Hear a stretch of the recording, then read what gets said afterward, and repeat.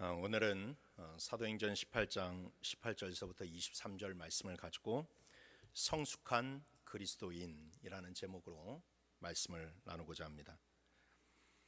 성도 여러분, 여러분들은 혹시 스스로에게 나는 성숙한 그리스도인인가? 라고 하는 질문을 해보신 적이 있으십니까? 우리는 오랫동안 신앙생활을 해왔고 또 교회도 열심히 출석하고 성경도 읽고 기도도 하지만 과연 나의 신앙이 잘 자라가고 있는가, 그리고 나의 신앙이 성숙해 있는가를 스스로 돌아보는 시간들이 필요합니다. 고린도전서 13장 11절에서 사도 바울은 이렇게 이야기합니다.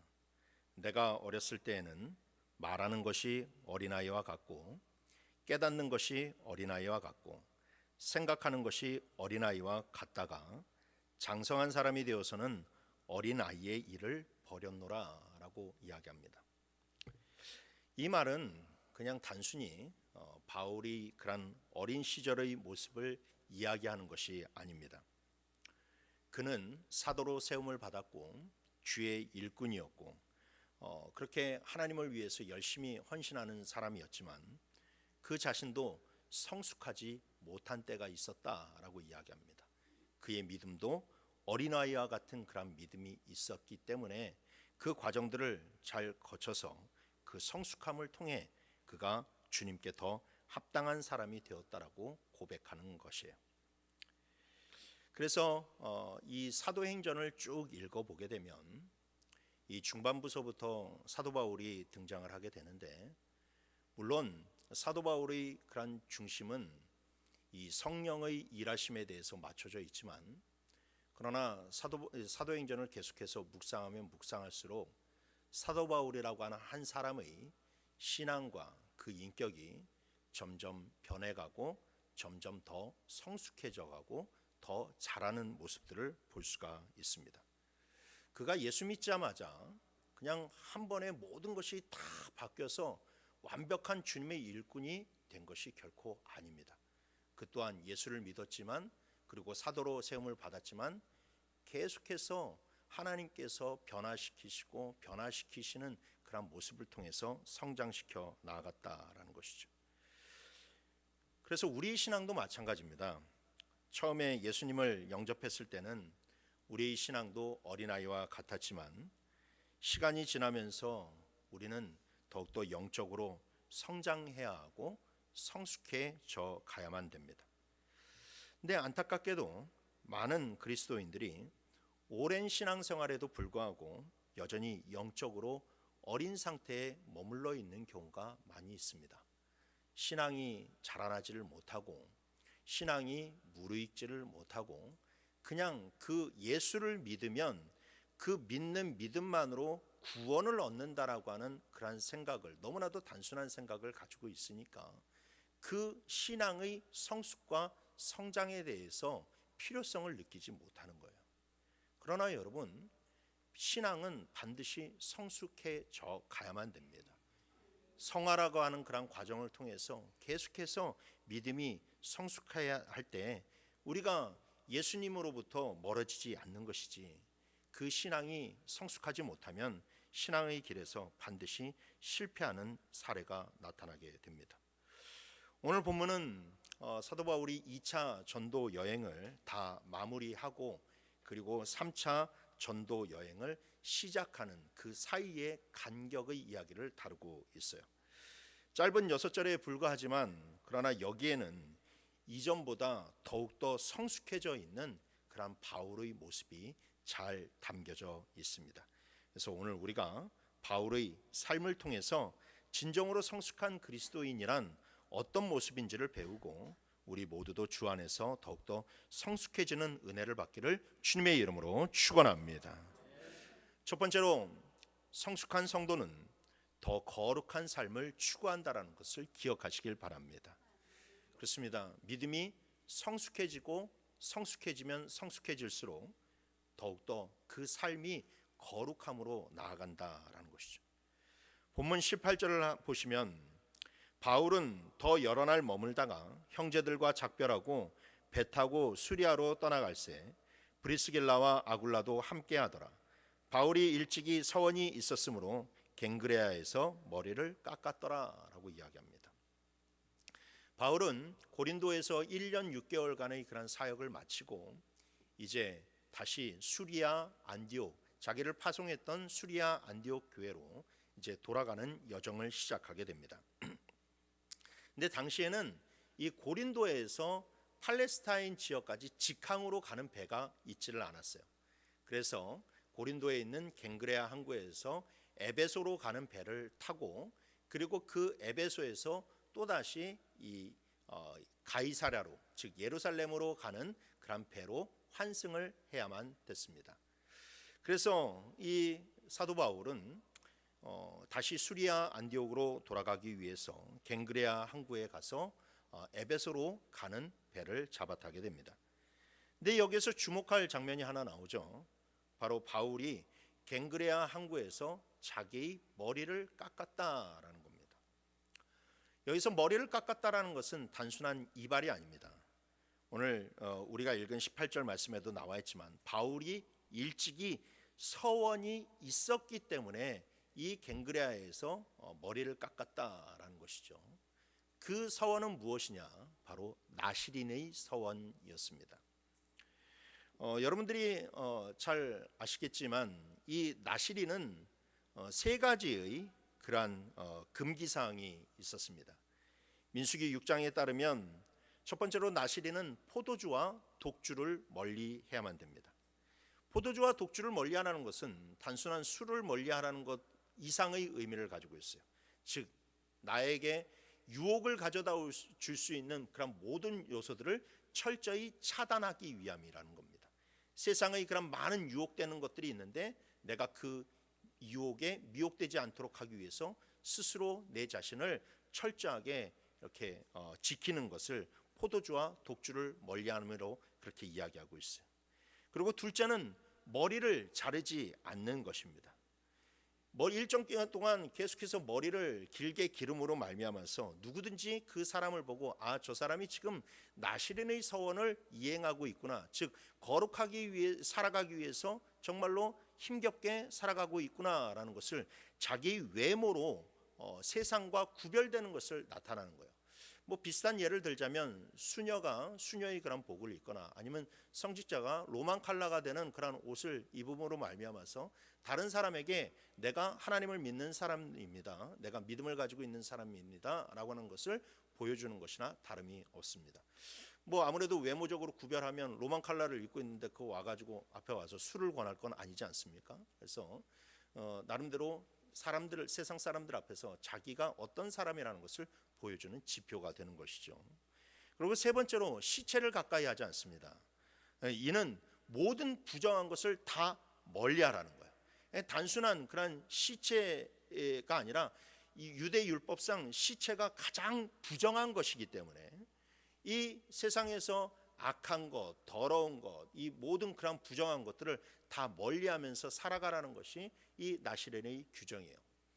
그래서 삼손이나 사무엘이나 세례 요한 같이 아예 날 때서부터 나시린으로 부모가 서원을 하고 자기가 평생토록 그렇게 나시린으로 살아가는 사람들이 있었던 반면에 대부분의 그러한 사람들은 일정 기간 동안 나시린의 그러한 삶을 살아가게 됩니다. 자기가 신앙적으로 굉장히 다운되어 있거나 아니면 자기가 굉장히 힘든 그런 상황에 놓여져 있을 때는 우리가 마치 금식 기도를 하든지 아니면 작정 기도를 하든지 이 나시린의 그런 서원을 하고 그렇게 해 나가는 사람들이 있었고, 그래서 단기간의 그런 자기 나시린의 서원이 다 끝나게 되면 그 길었던 머리를 잘라서 하나님 앞에 제사를 드리면서 거기에서 그 머리를 태워버리는 것이 이 나시린의 관습이었어요.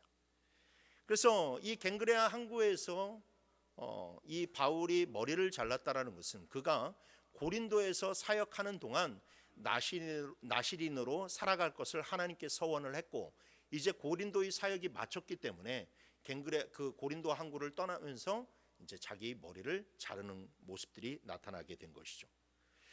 그러면 바울은 고린도에서 왜 나시린으로 살아갈 것을 서원했을까요? 그것은 이미 지난 시간에도 제가 말씀을 드렸듯이 고린도가 가장 음란한 도시였기 때문에 그렇습니다. 가장 더럽고 가장 추악하고 가장 음란한 도시. 얼마나 음란했는지 그냥 저 사람은 고린도 사람 같아 라고 하는 그 말 자체가 그 사람에게 매춘부와 같다. 저 사람은 진짜로 이 성적으로 너무나도 타락한 사람이다 라고 하는 말과 동일시 될 정도로 이 고린도는 굉장히 음란하고 악한 도시였습니다. 사도 바울도 남자입니다. 사도 바울도 사람입니다.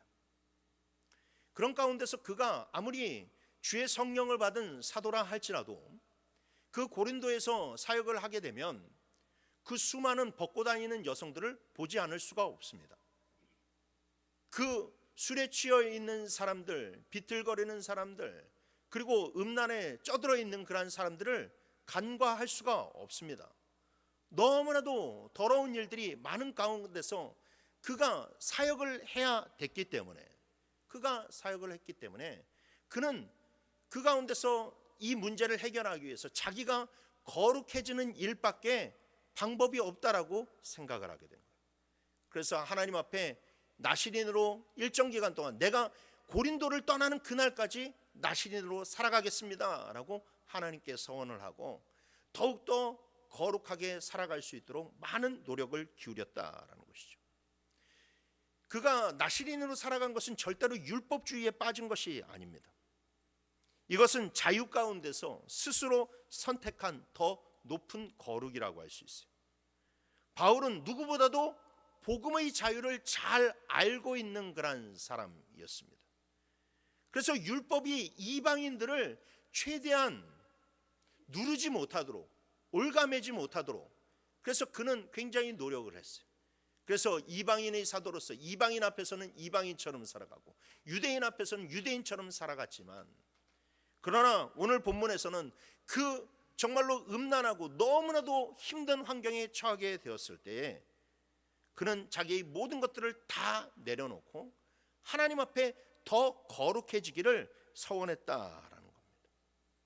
그래서 바울이 자기 이 나시린의 경험을 되살리면서 그렇게 고린도에서 이 나시린의 그런 서원으로 성공적인 그런 사역을 경험했던 것을 그가 떠올리며 나중에 이 고린도 성도들에게 이렇게 권면을 합니다. 고린도전서 10장 23절 말씀에 모든 것이 가하나 모든 것이 유익한 것이 아니요 모든 것이 가하나 모든 것이 덕을 세우는 것은 아니다라고 그렇게 권면을 합니다. 그러니까 이 말은 무엇이냐? 단순히 악하고 더러운 것을 멀리하는 것만이 능사가 아니라는 거예요. 오히려 거룩한 것은 이것이 비록 악한 것이 아닐지라도 이것으로 인해서 별로 그렇게 손가락질 받을 일이 아니라 할지라도 이것이 내가 생각했을 때 하나님께 가까이 나아가는 것을 더 막고 나로 하여금 하나님으로부터 조금 더 멀어지게 한다면, 내가 하나님과 가까이 있는 시간들을 빼앗는다면 이것조차도 드릴 수 있는 믿음이 있어야만 된다는 겁니다. 그러지 않고서는 이 음란한 그런 고린도 도시에서 절대 너희들이 신앙을 지킬 수 없다라는 것을 사도 바울은 그들에게 이야기해 주고 있어요. 사랑하는 성도 여러분, 오늘날 우리는 어떻습니까? 우리는 온통 음란하고 더러운 것들로 뒤섞인 시대를 살아가고 있어요. TV를 틀어보시고 여러 가지를 틀어보시게 되면, 그리고 주변을 둘러보면 온통 음란한 것 천지입니다. 온통 더러운 것 천지입니다. 제가 예전에 강남에서 직장 생활을 했을 때 이 강남이라는 곳이 아침과 점심에는 온통 넥타이를 메고 정장을 입은 그런 남성과 여성들이 막 가득해서 그렇게 일을 하는 곳이에요. 온갖 좋은 그런 이 회사들이 다 있으니까 사회에서 나름대로 그런 성공한 그런 사람들, 정말로 꿈을 가진 많은 그런 젊은이들이 모여 있는 그런 도시가 바로 그곳입니다. 그런데 점심시간이 돼서 점심을 먹으러 나가면 길거리에 벌써 점심 때서부터 전단지가 쫙 뿌려져 있어요. 전단지가 막 그냥 길에 있어가지고 이 발에 밟힙니다. 근데 그 전단지가 뭔지 아십니까? 유사 성행위에 대한 전단지예요. 15,000원만 있으면, 2만 원만 있으면 그 점심시간 짧은 시간에 유사 성행위를 할 수 있다라고 하는 전단지입니다. 그리고 그렇게 멀끔하게 입고 정말로 성공한 사람들이 다니는 그런 거리 같은 그 강남 거리가 퇴근 시간이 되고 밤이 어둑어둑해지게 되면 홍등가로 바뀌어 버리게 됩니다. 온갖 네온사인과 술 취한 사람들, 토한 사람들, 모텔을 찾는 사람들, 비틀거리는 그런 영혼들로 가득한 도시로 바뀌어 버리게 됩니다. 여러분, 그게 바로 우리가 살아가고 있는 이 세계의 그런 참모습이에요. 온갖 더럽고 음란한 걸로 가득하다라는 것이죠. 이런 사회에서 우리 온전한 신앙생활을 지키려면 답은 한 가지밖에 없습니다. 더 거룩한 삶을 추구하는 것입니다. 세상과 구별된 모습을 통해서 신앙을 더욱더 성숙하게 만들어가는 것이 바로 이 시대를 이길 수 있는 힘이라는 거예요. 로마서 12장 1절 2절 말씀에 그러므로 형제들아 내가 하나님의 모든 자비하심으로 너희를 권하노니 너희 몸을 하나님이 기뻐하시는 거룩한 산제물로 드리라. 이는 너희가 드릴 영적 예배니라. 너희는 이 세대를 본받지 말고 오직 마음을 새롭게 함으로 변화를 받아 하나님이 선하시고 기뻐하시고 온전하신 뜻이 무엇인지 분별하도록 하라라고 이야기하고 있습니다. 거룩한 삶은 무엇입니까? 하나님의 말씀에 순종하고 죄와 타협하지 않고 우리의 생각과 말과 행동을 하나님의 기준에 맞추어서 살아가는 것이 바로 거룩한 삶이라는 거예요. 물론 이것은 절대로 쉽지 않습니다. 많은 희생이 필요하고 세상 사람들이 이해하지 못하는 선택을 해야 될 때도 있습니다. 내가 좋아하는 그런 사람들과 어울리지 못할 때도 있습니다. 눈초리를 받을 수도 있습니다.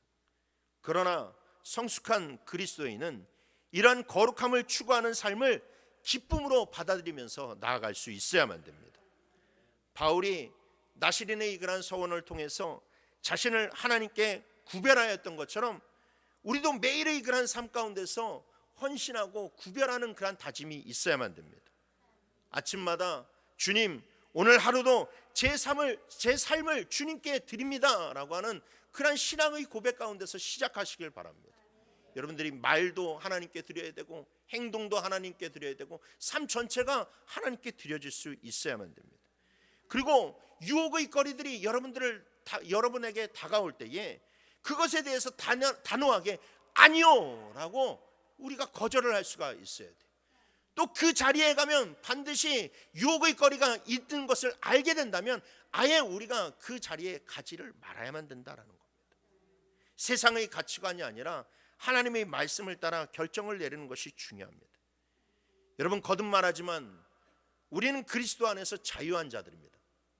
그러나 여러분, 주님께서 주신 이 자유는 우리들 마음대로 살아가라고 주신 자유가 아닙니다. 여러분, 교도소에서 누군가 죄를 지었다가 교도소에 갇혔다가 그 사람이 교도소에서 석방이 됐다면 그 사람이 해야 될 것은 같은 죄를 반복을 하는 것이 아니라 이전보다는 더 옳은 삶, 이전보다는 더 바른 삶을 살아가는 것이 그에게 다시 자유가 허락된 그런 의미 아니겠습니까? 마찬가지로 우리도 죄와 사망의 그런 권세에 매여 있다가 예수 그리스도의 보혈의 피로 우리를 자유케 하신 것은 우리로 하여금 더욱더 의로운 삶을 살아가고 우리로 하여금 더욱더 깨끗한 삶을 살아가라고 자유를 주신 것이지, 내 믿음 가지고 내가 마치 내 믿음 가지고 선한 그런 삶을 살아갈 수 있는 것처럼, 내가 내 삶을 컨트롤할 수 있는 것처럼 그렇게 방종하고 안이한 삶을 살아가서는 안 된다라는 겁니다. 여러분, 이번 주 여러분들이 끊어야 할 한 가지가 무엇인지를 고민해 보시길 바랍니다. 그래서 거룩을 방해하는 그것을 내려놓으시길 바랍니다. 그래서 더 거룩한 삶으로 더 성숙한 그리스도인의 삶을 살아가시길 주님의 이름으로 축원합니다. 두 번째로, 성숙한 성도는 더욱더 하나님의 뜻을 구하면서 살아가는 자임을 기억하시길 바랍니다. 그렇습니다. 여러분, 우리의 믿음이 성숙하면 성숙해질수록 더욱더 우리는 하나님의 뜻을 구하면서 살아가게 된다는 거예요. 19절서부터 21절의 말씀을 한번 우리 다 같이 읽어보도록 하겠습니다. 시작.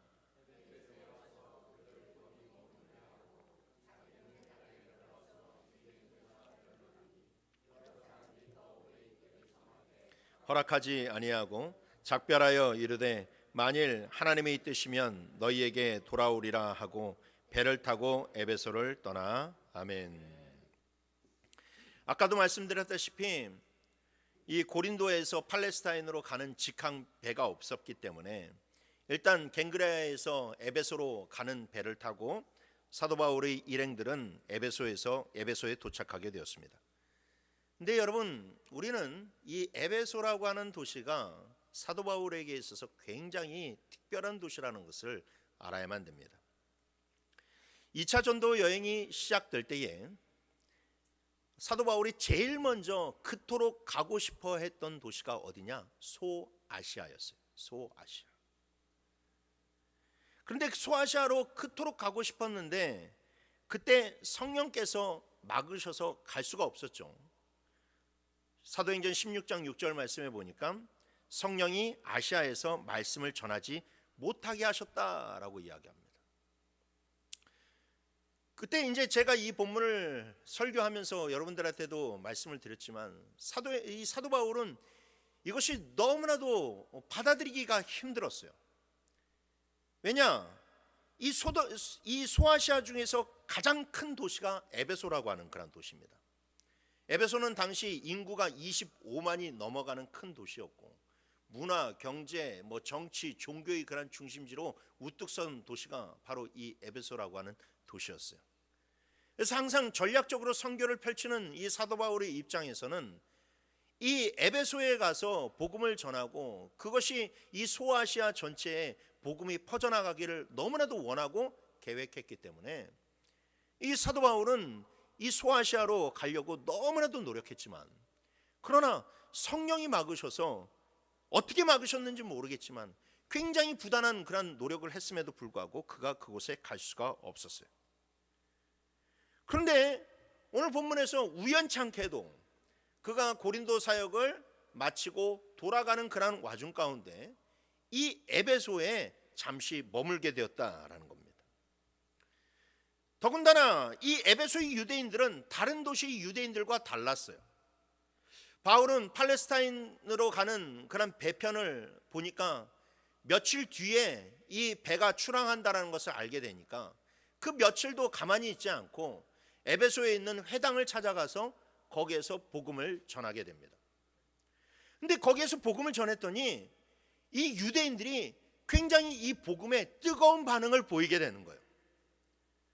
앞서 사도 바울이 여러 곳에서 복음을 전했지만 사실상 베레아 지역을 제외하고는 모든 유대인들이 다 너무나도 적대적이었고 바울의 그런 말을 들으려고 하지 않았는데 이 에베소의 그런 유대인들은 말씀을 너무나도 사모하고 복음을 들으려고 하고 심지어 바울에게 뭐라고 얘기하냐면 가지 마시고 배편 취소하시고 여기에서 우리에게 더 주님의 말씀을 가르쳐 주십시오 라고 그렇게 바울에게 간청했다라는 것이죠.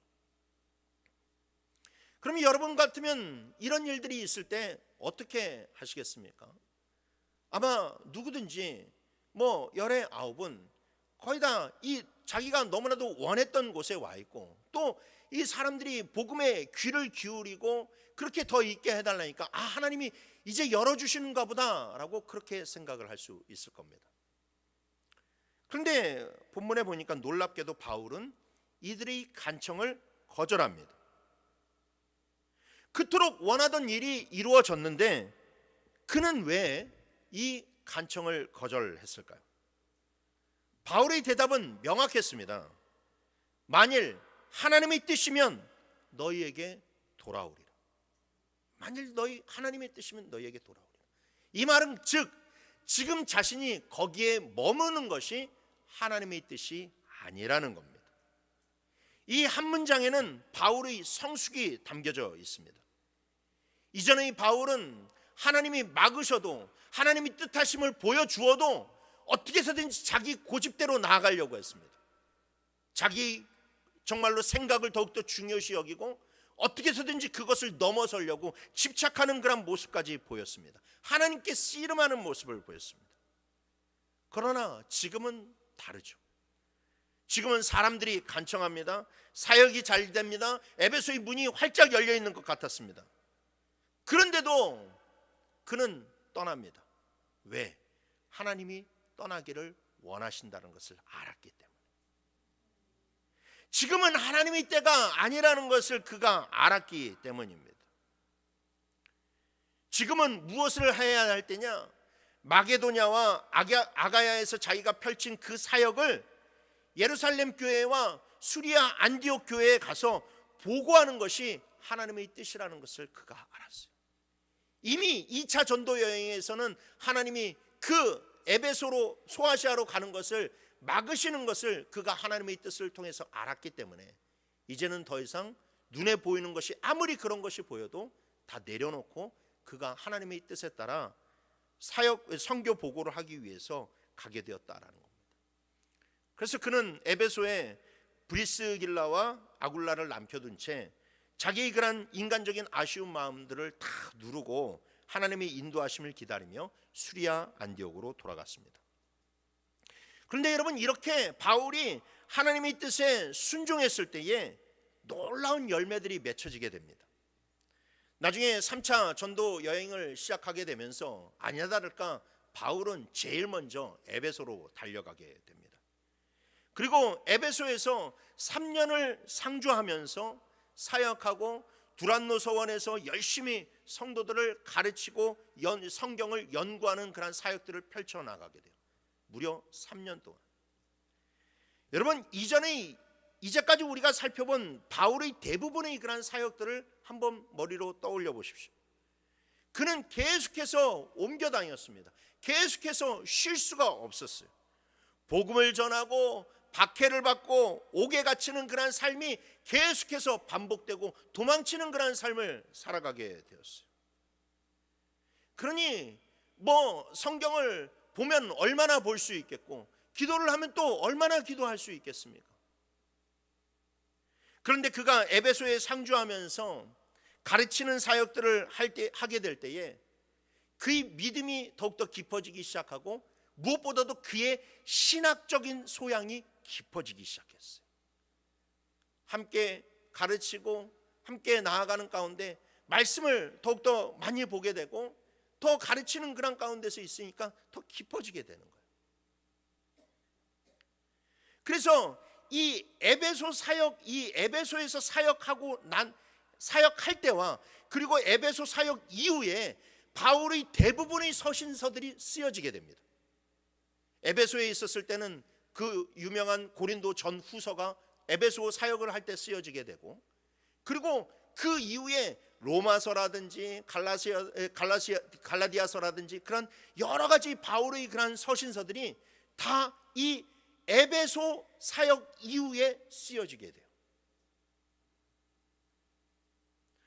하나님께서 애초에 그가 처음에 에베소로 가고자 했을 때, 소아시아로 가고자 했을 때 그를 막으셨던 것은 내 전도하는 거, 선교하는 거 굉장히 귀중한 사역입니다.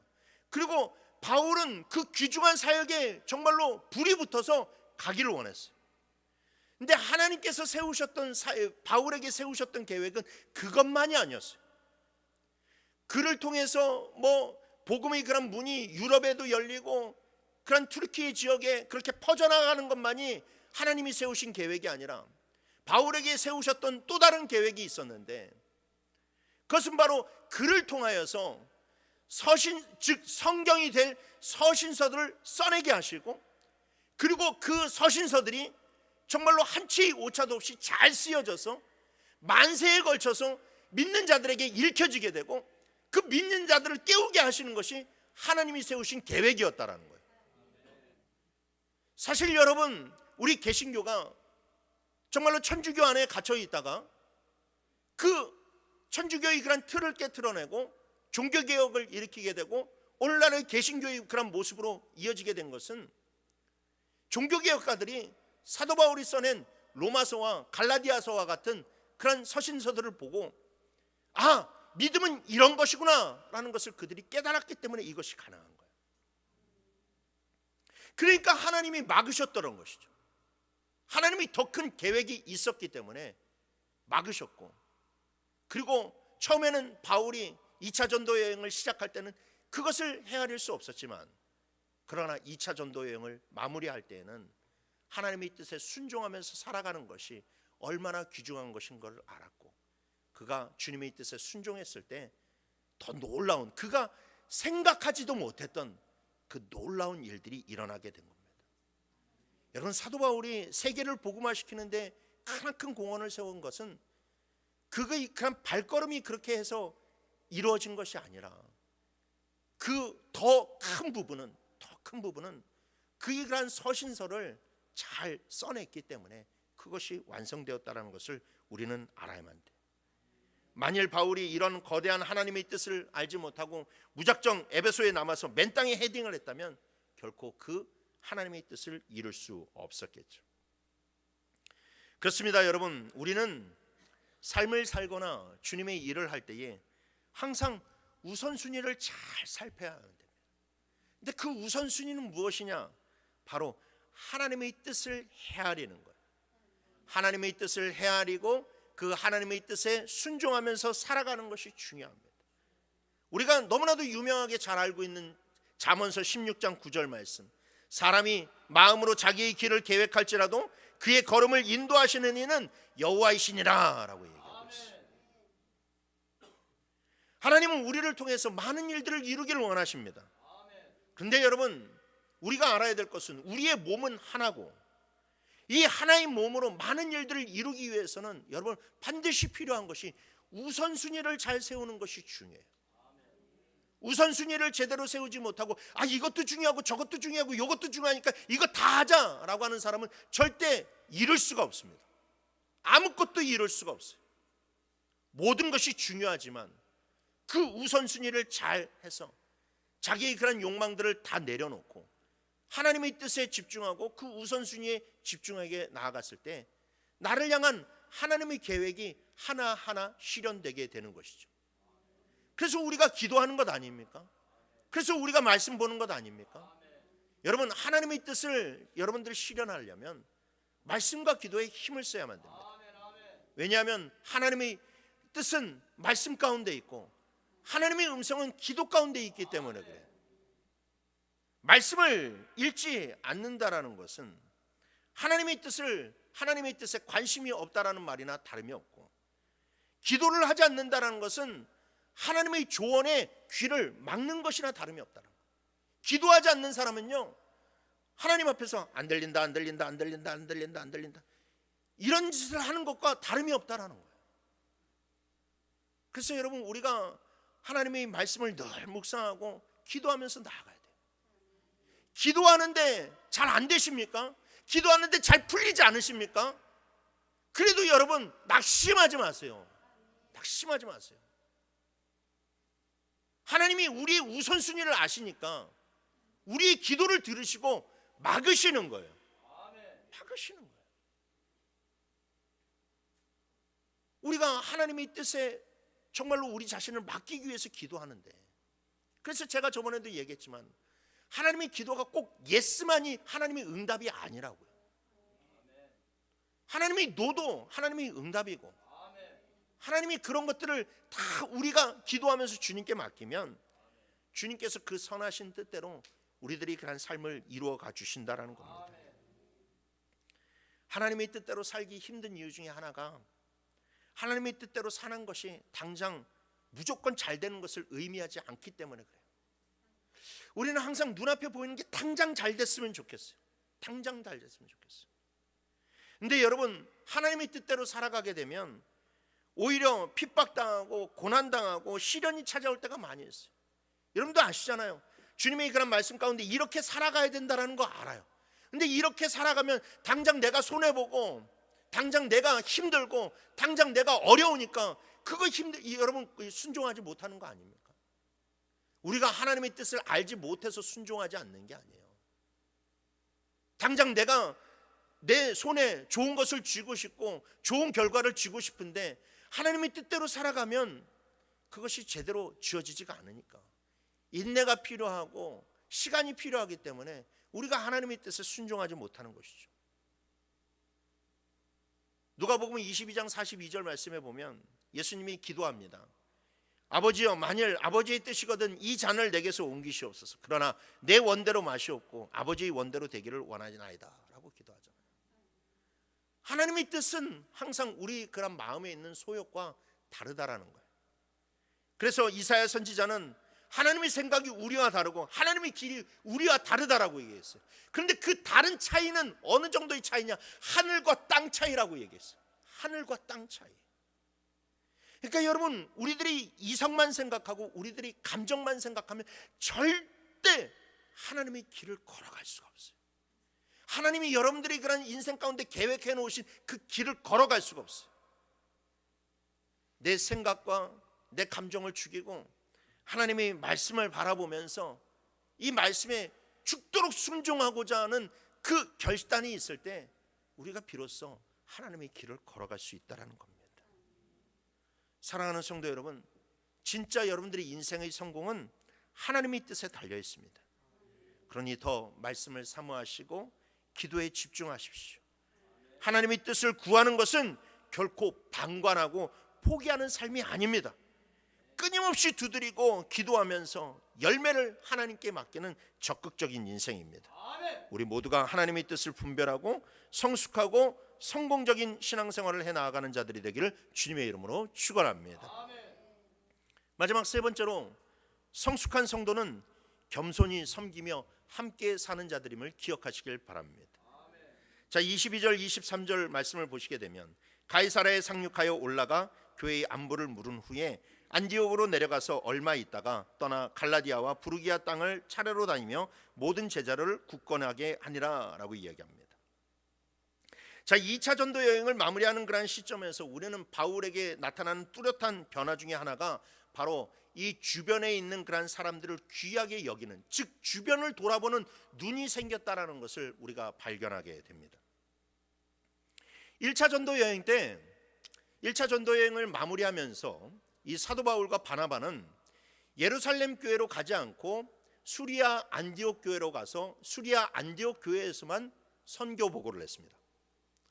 그런데 이 예루살렘 교회에 가서 선교 보고를 하지 않으니까 이들이 이방인 지역에 가서 복음을 전한다라고 하는 그런 소식은 들려오는데 그 소식이 계속해서 한 달이 걸쳐서 오고 두 달이 걸쳐서 오고 계속해서 걸쳐서 오게 되니까 정확한 소식이 들려오지 못하게 되는 거예요. 그러면 이 예루살렘 교회의 그런 입장에서는 굉장히 두려운 마음이 생기게 되는 것이죠. 주의 복음이 이방인들에게 잘못 전파되는 것이 아닐까. 그렇게 오해를 낳게 되니까 결국 예루살렘 교회 안에 있었던 이 바리새파 기독교인들이 이 이방인 교회 지역들을 돌아다니게 되면서 그들에게 율법을 강요합니다. 이렇게 해야 된다, 할례를 받아야 된다, 율법을 지켜야 된다라고 하면서 계속해서 율법을 강요하게 돼요. 물론 그것이 그 바리새파 기독교인들이 율법주의에서 벗어나지 못한 그들의 문제가 심각하기 때문에 그것도 문제였습니다. 근데 좀 바꿔서 생각을 해보게 되면 사도 바울이 먼저 예루살렘 교회에 가서 지금 내가 이방인들에게 이렇게 복음을 전했더니 이런 일들이 벌어졌습니다. 물론 이런 문제들이 있었는데 그러나 그들 가운데서 하나님께서 그들에게 성령을 부어주시고 은혜를 부어주셨습니다 라고 그런 선교 보고를 했다면, 즉 예루살렘 교회의 그런 권위를 인정하고 그가 먼저 스스로 찾아가서 그런 모습들을 보이게 되었다면 그렇게 크나큰 다툼과 변론은 일어나지 않았을 거예요. 그러니까 그때의 실수를 알았던 사도 바울이 오늘 본문에 보게 되니까 선교 보고를 하는데 수리아 안디옥을 먼저 가는 것이 아니라 제일 먼저 예루살렘 교회를 갑니다. 여기서 올라간다라는 것은 예루살렘으로 올라간다라는 것을 이야기하는 것이고 교회는 바로 예루살렘 교회를 이야기하는 거예요. 그래서 예루살렘 교회에 가서 이 마게도냐와 아가야 지역에서 이게 같은 이방인이라도 소아시아에 있는 이방인들과 이 마게도냐와 아가야 지방에 있는 이방인들은 또 차원이 다른 거거든요. 그래서 그 가운데서 일들을 한 거예요. 이야기를 한 거예요. 왜냐? 그가 다녀온 도시가 고린도니까. 또 뭐 여기에서 예루살렘 교회에다 또 보고를 하지 않으면 뭐 사도 바울이 고린도를 갔다 왔다라고 이야기하면 또 뭐 그냥 말이 일파만파 나오면서 야 뭐 사도 바울 가면서 야 타락한 거 아니야? 매춘한 거 아니야? 뭐 이런 일들이 벌어질 수도 있고, 또 예루살렘 교회 사람들이 야 고린도 사람들이 어떻게 예수를 믿느냐라고 그렇게 오해를 할 수 있으니까 가서 예루살렘 교회 가서 먼저 가서 그 자기의 그런 사역을 보고하게 되었다라는 것이죠. 그러니까 물론 뒤 이야기는 나와 있지 않지만 나중에 보게 되면 고린도 교회 안에 세 파가 나오지 않습니까? 아볼로파가 이 네 파가 나오는데 아볼로파가 나오고 바울파가 나오고 그 다음에 게바파, 예수파 나오지 않습니까? 이 게바파가 있다라는 것은 게바가 고린도 교회에 들렸다라는 것이기 때문에 이때의 그런 보고를 듣고 예루살렘 교회가 베드로를 그렇게 파송한 것이 보낸 것이 아니었는가 그렇게 짐작해 볼 수도 있다라는 것이죠. 또한 바울은 2차 전도 여행을 시작할 때 마가 요한을 두고 바나바와 심히 다툰 적이 있었습니다. 물론 서로 간의 그런 입장차가 있었지만 사실상 한편으로 보게 되면 그냥 좋은 편에서 보게 되면 바울은 이 사역의 그런 결과들을 굉장히 염려한 것이었지만, 그리고 그 복음을 접하게 될 그런 수많은 이방인들의 영혼을 걱정한 것이었지만, 그러나 또 다른 한편에서 보게 되면 너무나도 바울이 그런 매몰찬, 그러니까 사역의 결과만 보고 이 마가 요한의 그런 이 자라남에 대해서는 바라보지 못했던 그런 실수가 있었다라는 것이죠. 그래서 사도 바울이 2차 전도 여행을 시작할 때, 바나바와 갈라서고 2차 전도 여행을 시작할 때 하나님이 난 이런 거 보면 하나님이 굉장히 짓궂 주신 분 같아요. 하나님이 사도 바울에게 누구를 붙여주시냐면 디모데를 붙여주십니다. 마가 요한보다도 훨씬 더 어리고 마가 요한보다도 훨씬 더 어리숙하고 미숙한 디모데를 붙여주세요. 여러분, 디모데가 어렸을 때서부터 정말로 좋은 믿음 가운데서 신앙생활을 했다고 인해서 그가 하나님께 쓰임받을 완벽한 준비가 되었다라고 여러분 생각하셔서는 안 돼요. 아무리 신실했어도 그 나이대를 벗어나질 못합니다. 미숙했어요. 어리석었어요. 망아지 같았어요. 여러분, 지금 제가 여기 위에서 이렇게 강단에서 설교하고 있지만 저나 박 목사님이나 전도사였을 때는 망아지나 다름이 없었어요. 지금 보면 막 그냥 부끄러워요. 여러분들 나중에 천국 가시면 한번 돌려보세요. 제가 어떻게 살았는지. 아마 목사라고 부르기도 싫을걸. 디모데도 똑같았어. 그런데 그가 이 디모데를 데리고 다니면서 계속해서 자기의 그런 사역을 하는데, 미숙해도 어리숙해도 그래도 자기의 그런 사역에 도움이 되는 거예요. 힘들 때 위로가 되고 자기가 하지 못하는 일들을 채워나가는 것들을 보게 되면서 이 사도 바울이 사람에 대한, 일꾼에 대한, 한 사람에 대한 그런 귀중함을 느끼게 됩니다. 사역은 나 혼자 하는 것이 아니구나.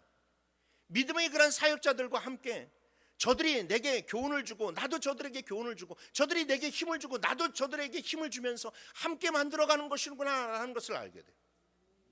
그래서 2차 전도 여행을 마치고 그가 나아갈 때는 그 옆에 사람이 많습니다. 사람이 많아요. 뭐 디모데나 실라나 누가나 브리스길라와 아굴라와 같은 그런 사람들. 여기 나와 있지는 않지만 나중에 고린도 전서를 써낼 때에 이 바울이 소스데네와 함께 이렇게 고린도 전서를 써내게 되는데, 그러고 보면 이전에 고린도에서 매맞았던 소스데네도 이때 함께 이 바울과 떠나는 것을 볼 수가 있어요. 바울이 팀이 되었어요. 하여튼 그런 팀이 되니까 여러분, 사역자 함께하는 자들이 많아지니까 사명의 그런 지역이 넓어지게 되고 복음의 깊이가 깊어졌다라는 것을 여러분들 아셔야만 됩니다. 사도 바울이 이룬 그 사역은 결코 그 혼자가 이룬 사역이 아니에요. 그와 함께하는 사역이 이루게 된 거예요. 그래서 저도 늘 브리스기라와 아굴라와 같은 그런 사람을 붙여달라고, 실라와 디모데와 같은 그런 동역자를 붙여달라고 늘 기도합니다. 왜냐? 주의 사역은 혼자 할 수 있는 것이 아니기 때문에. 그렇습니다. 성숙한 그리스도인은 절대 자기 중심적으로 살지 않습니다. 자기만 생각하지 않고, 자기 욕심만 채우려고 하지 않고, 자기 목소리만 주장하려고 하지 않습니다. 미국의 가장 영향력 있던 복음 전도자였던 무디가 이렇게 얘기했죠. 사람을 평가할 때 그 사람이 얼마나 많은 종을 거느리고 살았느냐는 중요하지 않다. 많은 사람을 얼마나 바르게 섬겼느냐가 그 사람의 성숙도를 말해준다라고 얘기하고 있어요. 그렇습니다. 내가 얼마나 성공하고 내가 얼마나 많은 사람들을 거느리면서 살아가는 것이 중요한 것이 아니라, 내가 얼마나 많은 사람에게 더 낮아지고 많은 사람을 더 섬겼는지가 중요하다라는 겁니다. 빌립보서 2장 3절 4절 말씀 우리 다 같이 한번 읽어봅시다. 시작. 아무 일에든지 다툼이나 허영으로 하지 말고 오직 겸손한 마음으로 각각 자기보다 남을 낮게 여기고 각각 자기 일을 돌볼 뿐더러 또한 각각 다른 사람의 일을 돌보아 나의 기쁨을 충만하게 하라. 아멘. 성도 여러분, 우리는 얼마나 다른 사람을 섬기고 있습니까? 교회 공동체 안에서 얼마나 서로를 격려하고 세워주고 도와주고 있습니까? 남이 오해하든 말든 오로지 내 목소리만 주장하면서 다툼과 변론 속에서 살아가고 있지는 않습니까? 여러분, 벼는 익을수록 고개를 숙인다라는 말이 있습니다. 신앙도 마찬가지입니다. 믿음이 성숙하고 신앙이 성숙하게 되면 더욱더 낮은 자리로 갈 수밖에 없어요. 겸손해질 수밖에 없어요. 그래서 내 자신을 낮추는 자가 되게 된다는 겁니다. 어린아이들 보세요. 어린아이들의 특징이 뭡니까? 맨날 싸웁니다. 맨날 싸우고, 그렇게 싸우니까 자기 고집 그렇게 주장하니까 화해하지도 않습니다. 굽히지도 않습니다. 흥 하고 돌아버립니다. 어린아이와 같은 신앙이 그렇다라는 거예요. 근데 성숙한 신앙은 절대 그렇지 않습니다. 성숙한 신앙은 내가 잘못한 것이 없어도 내가 더 낮아지고, 내가 용서를 받아도 내가 용서를 구하고, 연약한 자들을 더 섬기면서 나아가는 것이 여러분 성숙한 신앙이라는 것이죠. 빌립보서 2장 5절 8절 말씀에 너희 안에 이 마음을 품으라 곧 그리스도 예수의 마음이니 그는 근본 하나님의 본체시나 하나님과 동등됨을 취할 것으로 여기지 아니하시고 오직 자기를 비워 종의 형체를 가지사 사람들과 같이 되셨고 사람의 모양으로 나타나사 자기를 낮추시고 죽기까지 복종하셨으니 곧 십자가에 죽으심이라 라고 얘기하고 있습니다. 예수님은 하나님이셨지만 자기를 낮추시고 종의 형체를 가지셨어요. 여러분, 우리가 용서를 구해야지 예수님이 용서를 구할 거 아니지 않습니까? 우리가 죽어야지 예수님이 죽을 거 아니지 않습니까? 근데 예수님이 우리를 위해서 용서를 구하시고 우리를 위해서 십자가에 달려 돌아가셨어요. 우리를 아들 되게 하기 위해서 예수님이 스스로 종이 되셨다는 겁니다.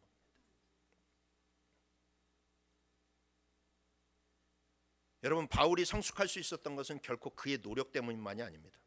하나님께서 그를 훈련시키셨어요. 고린도의 어려움을 통해서, 성령의 인도하심을 통해서, 동역자들을 통해서 하나님이 바울을 빚으셨습니다. 바울도 어린아이와 같았지만 그러나 하나님의 빚으심에 자기를 내어 맡기고 온전히 하나님이 인도하시는 길을 하나하나 걸어갈 때에 그가 하나님 앞에서 훌륭한 주의 일꾼이 되었습니다. 여러분, 말씀을 맺겠습니다. 성숙은 무엇입니까? 성숙은 더 거룩해지는 것입니다. 성숙은 하나님의 뜻을 구하는 것입니다. 성숙은 더 낮아져서 섬기는 것입니다. 이 모든 것을 한마디로 요약하면 무엇입니까? 예수님을 닮아가는 것입니다. 성숙의 기준은 딱 하나입니다. 나는 얼마나 예수님을 닮아가고 있는가. 그리고 그 성숙의 비밀은 날마다 예수님을 바라보는 겁니다. 날마다 예수님 바라보는 겁니다. 나를 위해서 낮아지신 예수님을 바라보고, 나를 위해서 죽으신 예수님을 바라보고, 나를 위해서 종 되신 예수님을 바라보면서 내가 그 예수님을 닮아가려고 노력할 때에 우리들의 믿음이 깊이가 깊어지고 우리들의 믿음이 성숙하게 되는 것이죠. 올해가 두 달 반밖에 남지 않았습니다. 여러분 남은 2달 반의 그런 시간 동안 우리 모두가 한 걸음 더 성숙해지기를 원합니다.